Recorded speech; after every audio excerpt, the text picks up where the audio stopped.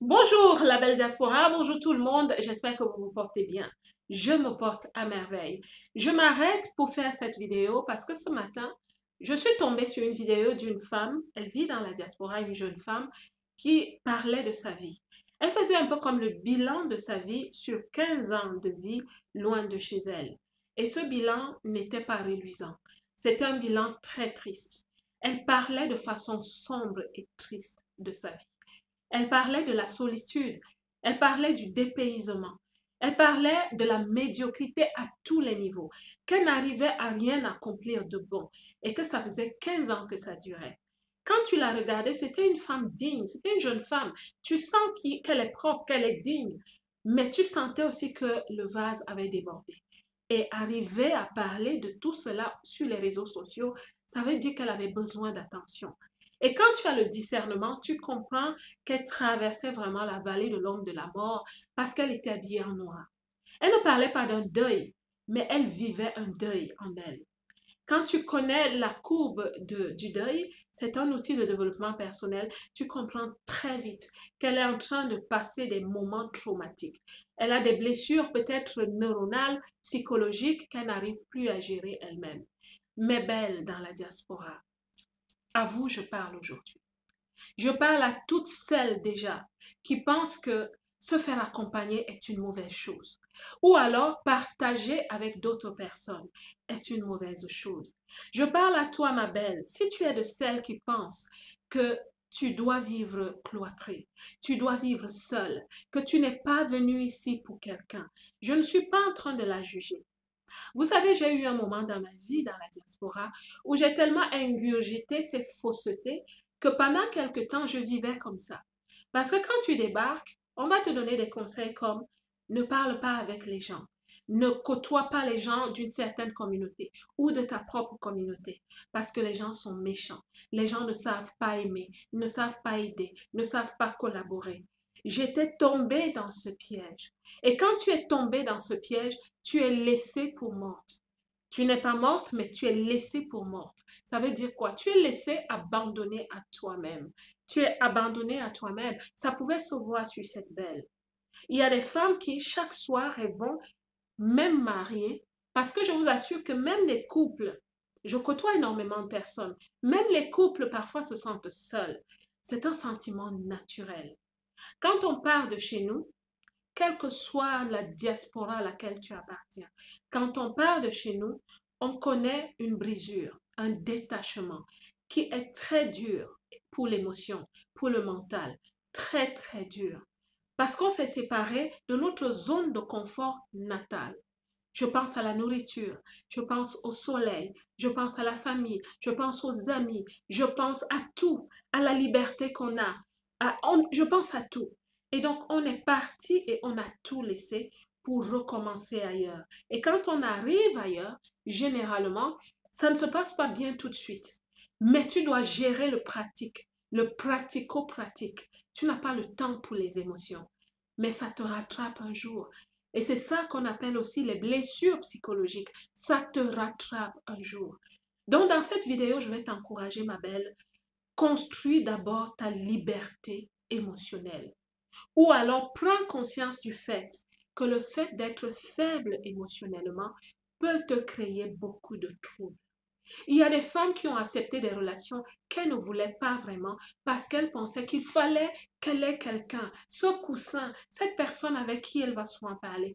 Parfois et généralement, ces relations finissent mal parce qu'elles ne sont pas basées sur un bon socle.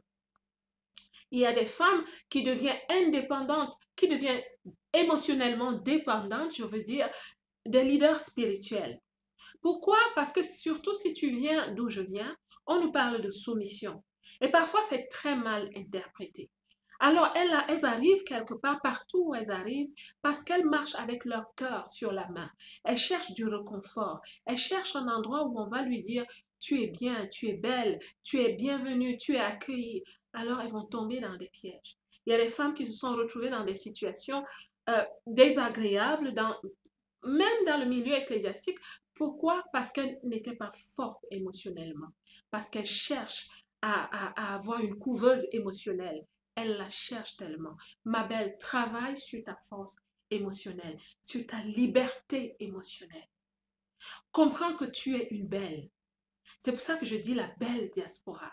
Pas seulement la diaspora qui est belle dans son tout, mais aussi la femme dans la diaspora qui est belle de l'intérieur à l'extérieur. Comprends que tu es belle, que tu as des atouts, des attributs, des dons, des talents innés qui sont beaux. Comprends que tu es comme une pierre précieuse. Comprends que les gens ont aussi besoin de toi. Ne t'auto-sabote pas. Ne te diminue pas parce que tu es une belle. Cela va t'aider à développer la confiance en toi, l'estime de toi. Travaille sur ta liberté émotionnelle. Sois une femme, en famille ou pas en famille, qui est capable de passer le week-end chez elle, capable d'arranger sa maison et à un moment donné de prendre un livre, de le lire, d'être tranquille, d'être sereine. Travaille dessus, ma belle. Cela va vraiment t'équiper pour réussir loin de chez toi. La deuxième liberté que je te conseille de développer, c'est la liberté mentale. Beaucoup de choses ont mis des barrières mentales autour de nous. Je le dis encore, quand nous sommes arrivés, nous avons rencontré des personnes qui nous ont dit, ne cause pas avec tel groupe de personnes. C'est des freins.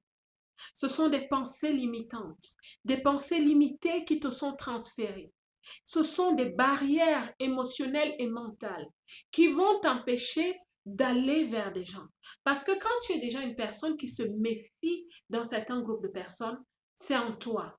Tu vas te méfier des gens. Et c'est comme ça que tu perds des opportunités. Parce que quand tu es en international, tes opportunités viendront des socles et des sources internationales. Ce sont des gens qui ne parlent pas ta langue natale. Ce sont des gens qui ne mangent pas tes repas. Ce sont des gens qui font la fête d'une autre façon. Ce sont des gens qui parlent différemment. Ce sont des gens qui sont différents.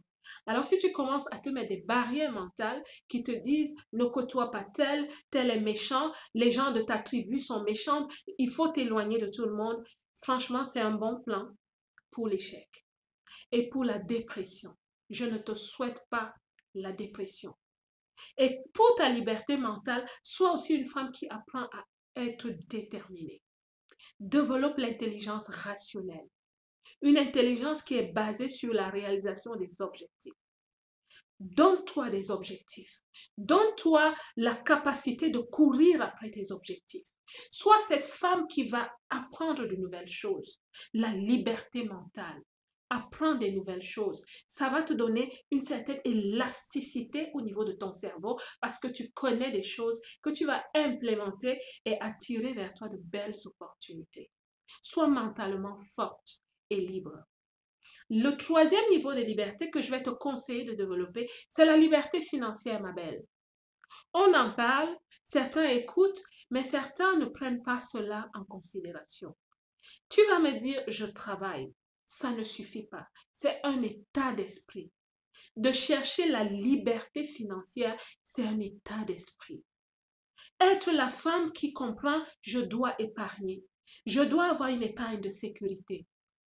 Je dois apprendre une épargne, je dois avoir une épargne pour la réalisation de certains projets.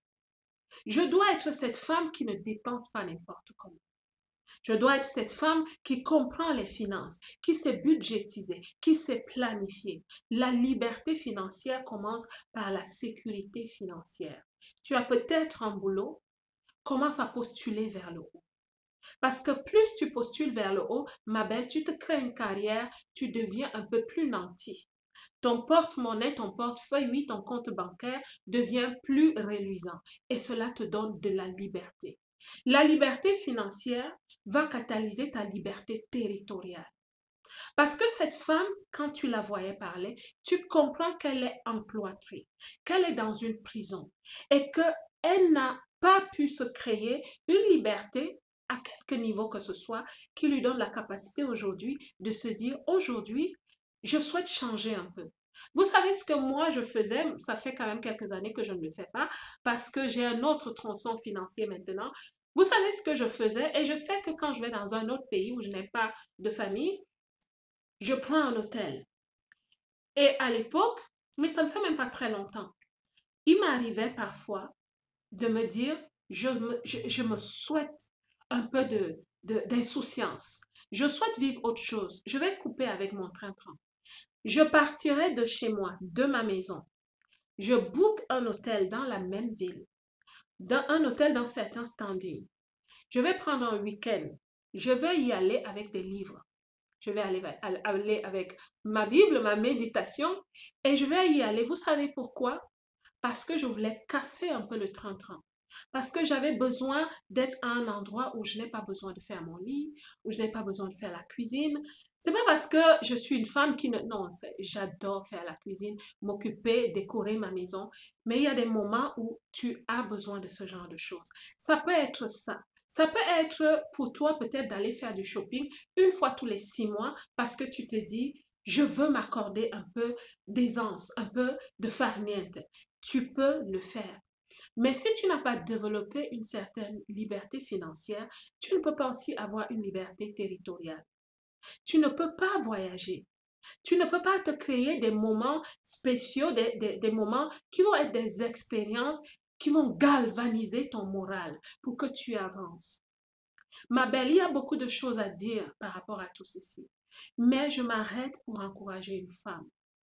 Bats-toi pour trouver ta liberté. Bats-toi pour être libre émotionnellement, mentalement, financièrement. Que tu sois seul, que tu sois en couple, que tu sois une mère seule, que tu sois, quel que soit ton statut, tu es loin de chez toi. Il y a quelque chose en toi qui te rappelle toujours que tu n'es pas chez toi.